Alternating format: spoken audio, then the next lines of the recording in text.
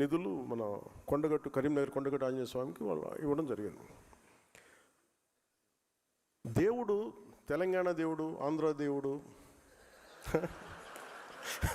అలా ఉంటారా? తెలంగాణ వెంకటేశ్వర స్వామి, ఆంధ్ర వెంకటేశ్వర స్వామి, అలాగే తెలంగాణకు మన తమిళనాడుకు సుబ్రహ్మణ్య స్వామి, ఆంధ్రాకు మన మోపిదేవి సుబ్రహ్మణ్య స్వామి, అందరూ ఒకటే. రకరకాల స్థానాల్లో నమ్మకాలను బట్టి ఉంటారు.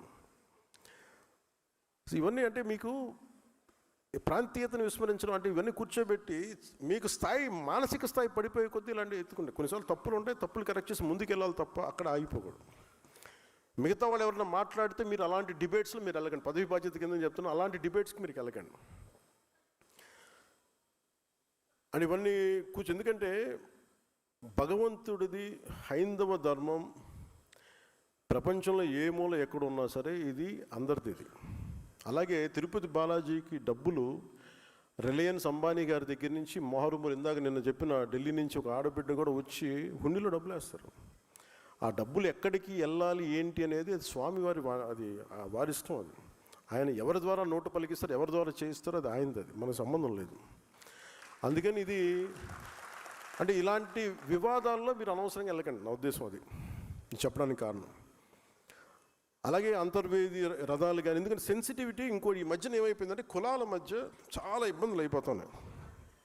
నేను పిఠాపురం చిన్నపిల్లలు కులాలతోటి మాట్లాడేసుకుని వాళ్ళు ఎవరో వెళ్ళి ఇంటర్వ్యూలు చేశారంటే ఎన్ని మాట్లాడుతుంటే ఇంత చండాలం అయిపోయారండి మనుషులు అనిపించింది నాకు. నేను చిన్నప్పుడు చదువుకున్న స్నేహితుడు ఎవరో ఏంటో తెలియదు, ఏ కులమో తెలియదు. మేమందరం రీజనబుల్ స్కూల్స్ నుంచి చదువుకున్నాం.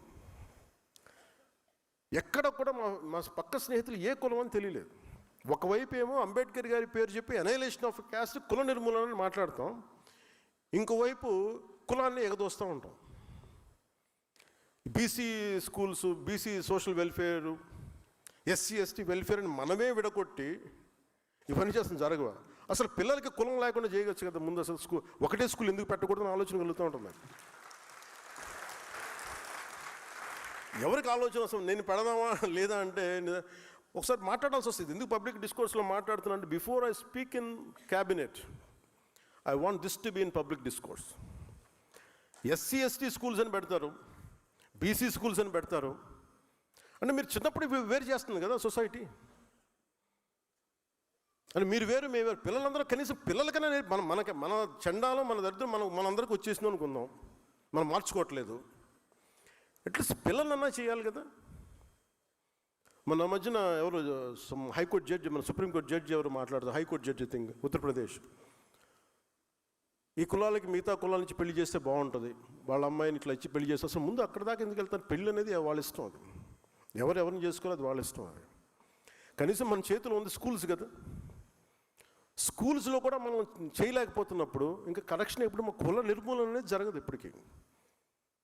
నాకు అందుకు అనిపించింది అలాంటి ఉండబట్టి ఈ రోజున రెచ్చిపోయి ఎవడు పిఠాపురంలో మాట్లాడుతూ ఉంటే పిల్లల మధ్య మాట్లాడుకునే మాట అది ఇద్దరు విభిన్నమైన కులాల నుంచి మాట్లాడుతున్న సమాజం విచ్ఛిన్నం అయిపోతే బతుకుతూ చెప్పండి.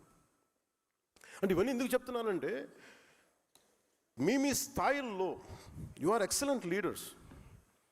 అన్నీ నా దగ్గరికి వచ్చి నా నెత్తి మీద పడేస్తే నేనేం చేయలేను, భుజాలతో అట్లస్ గాడిలో కుంగిపోతాను. మీరు కూడా కొంత బాధ్యత బరువు పంచుకోమని నాకు విన్నపం. నాకు మొత్తం నా మీద వేసేసి మా ఊర్లో రోడ్డు లేదండి నువ్వు చేసి కాబట్టి మాకు ఇక్కడ మా ఇంట్లో అంట్లు తోటానికి ఎవరు లేరు, కొంచెం వచ్చి అంట్లు తోయండి, ఇక్కడికి వెళ్తుంది. అలాగే అది ఎక్కడో చోట మీరు పదవి బాధ్యత అంటే మీరు కూర్చొని మీరు కన్ను వాళ్ళేసి ఏంటి బాగుందా ఏం జరుగుతుంది అట్లా కాదు. బాధ్యత తీసుకోండి, కొంచెం బాధ్యత తీసుకోండి. ఇలాంటి సమస్య వచ్చినప్పుడు చాలా సమర్థవంతంగా మీ వాదన వినిపించండి, తిట్లు లేకుండా, బూతులు లేకుండా. ఇదొకటి మీకు మీ దృష్టికి తీసుకుతలుచుకుందాం. ఇది మనకి rarest of the rare opportunity. 3.5 years ఇంకా సమయం ఉంది. పిఠాపురంలో ఒక ఎక్సైజ్ స్టార్ట్ చేశాను. ఒక 10 పార్టీ పెట్టిన ఆల్మోస్ట్ ఒక 10 years పైన తర్వాత స్టార్ట్ చేశాను. అందరూ అంటున్నవాళ్ళు మీకు బూత్ కమిటీలు లేవు, మీకు వార్డు కమిటీలు లేవు అంటే అసలు ముందు నడవాలి కదా. పార్టీ నడిపిన తర్వాత, జనం వచ్చిన తర్వాత పెడతాం. ఏమీ లేకుండా ఎక్కడి నుంచి వస్తాయి? అందరూ రాత్రి పుట్టేశారా? లేదంటే కాంగ్రెస్ పార్టీ సడన్గా వైఎస్ఆర్ కాంగ్రెస్ పార్టీ అయిపోతే వాళ్ళకు ఉంటుంది. అది మాకు అలా కాదే. మా పంట మేము వాళ్ళకు ఉంటాయి. వాళ్ళ నాన్నగారు ముఖ్యమంత్రులు ఉండొచ్చు, బాబాయిలు ఇంకోలా ఉండొచ్చు, తర్వాత చంపేసేది వేరే విషయం అనుకోండి. మనకు అలాంటి పరిస్థితులు లేవు కదా. అన్నీ మనమే వండుకోవాలి, మనమే గెంజి వార్చాలి, మనం అన్నీ చేసుకోవాలి, మనం దాంట్లో పోపు మనం వేయాలి, టైం పడద్దు దానికి. అందుకని ఈ మూమెంట్ మన పిఠాపురంలో ప్రారంభించాం. ముఖ్యంగా పార్టీ పదవుల్లో నేను చాలా స్పష్టంగా ఏం చేశానంటే, organisation is different. Janasena organisation బిల్డింగ్కి జనరల్ సెక్రటరీగా రామతల్లూరి గారిని పెట్టాం. ప్రత్యేకించి వారిని ఎందుకు పెట్టామంటే హిజ్ ఆర్గనైజేషనల్ బిల్డింగ్ స్కిల్స్ ఉన్నాయి ఆయనకి. ఆయన పంపించి పిఠాపురం పంపించి ఆ మోడల్ మిగతా మీ నియోజకవర్గాలు మీరు కూడా చేయాల్సి అందుకని చెప్తున్నాను. దాదాపు 53 గ్రామాల్లో 51 గ్రామాలకి అన్ని వార్డుల కమిటీలు నియమించేసాం, అన్ని ఇంక్లూడింగ్ బూత్ కమిటీలతో సహా. ఎట్లా చేసాం? అది నాకు నచ్చిన వాళ్ళను లేదంటే మన నాయకులు నచ్చిన వాళ్ళో పెట్టలా. 10 మంది జన సైనికుల్ని స్థానికంగా ఉండే వీరమహిళలందరూ కూర్చోబెట్టి మీకు ఎవరికి కావాలి మీ నాయకుడు ఎన్నుకోండి అంటే చాలా వరకు అసలు ఏకపక్షంగా మాకు ఈ వ్యక్తి ఉంటే సరిపోద్దని వచ్చిన గ్రామాల్లో ఉన్నాయి. లేదు కొంచెం ఓటింగ్ అంటే ఓటింగ్ పెట్టుకున్న గ్రామాలు చాలా ప్రజాస్వామ్య పద్ధతి, చాలా డెమోక్రటిక్ మీన్స్లో చేశాం. ఇది ప్రతి నియోజకవర్గానికి ఇది ఒక మోడల్ అవ్వాలి. ఇవన్నీ ఎందుకు చేస్తున్నాం అంటే, మీరు రేపొద్దున స్థానిక సంస్థల్లో మీరు బలంగా నిలబడాలి అంటే మీరు ఇప్పటి నుంచి చేసుకోకపోతే స్థానిక సంస్థల్లో మనం పోటీ చేసే సీట్లో మీరు బలంగా నిలబడలేరు. మీరు సెకండ్ ఇన్ ఫీల్డ్లో అయిపోతారు, జాగ్రత్త. అది అందుకని చెప్తున్నాను, మీరు కంపల్సరీగా చేయాలి. అలాగే ఈ పోటీ చేయాలనుకునే వారికి స్థానిక సంస్థల స్వరూపం, వాటి ద్వారా చేయగలిగే సేవ, అభివృద్ధి గురించి తెలుసుకోవాలి. అలాగే పంచాయతీ వ్యవస్థని బలోపేతం చేస్తున్నాం, సర్పంచుల గౌరవాన్ని పెంచుతున్నాం. నేను రాగానే చేసింది వీళ్ళు వైసీపీ సర్పంచ్లు 70% వైసీపీ సర్పంచ్ 80%.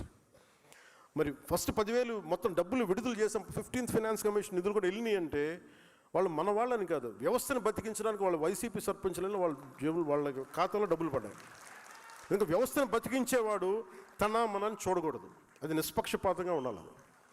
సో అందుకని దీన్ని దృష్టిలో పెట్టుకుని మీరు కూడా చాలా బలంగా ఈ అవగాహన పెంచుకోవాల్సిందిగా కోరుకున్నాం. అలాగే మెంబర్షిప్ డ్రైవ్ చేస్తున్నాం.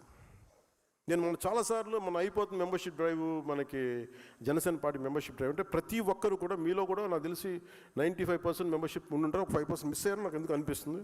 ఒకరు తప్పైతే కరెక్ట్ చేయండి. అంటే కొన్నిసార్లు మెంబర్షిప్ ల్యాబ్స్ ఉందేమో చూసుకోండి.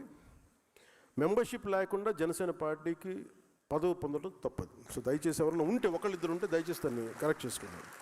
ఎందుకు నేను ఈ విషయం చెప్తున్నానంటే, ఈ పిఠాపురం ఎన్నికలు మనకి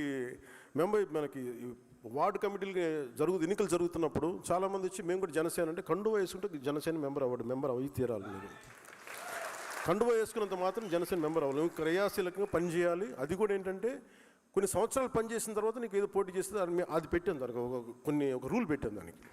లేకపోతే ఏమైపోతుందంటే అంటే నా భయం ఏంటంటే జనసేన బలమే జన సైనికులు, వీరమహిళలు.